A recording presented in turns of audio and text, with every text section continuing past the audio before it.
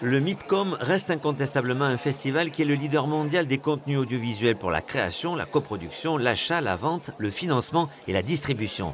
Des contenus qui ces dernières années ont changé de support avec l'arrivée de nouvelles plateformes concurrentielles qui n'hésitent pas à mettre beaucoup d'argent sur le marché.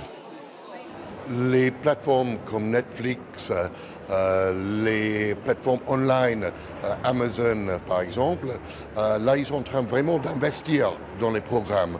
Ça a commencé il y a quelques années avec House of Cards et Netflix, où ils ont quand même mis 100 millions de dollars sur la table.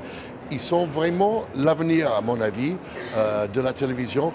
L'avenir de la télé, mais aussi de tous les autres supports émergents tels que le téléphone portable, les tablettes ou les PC.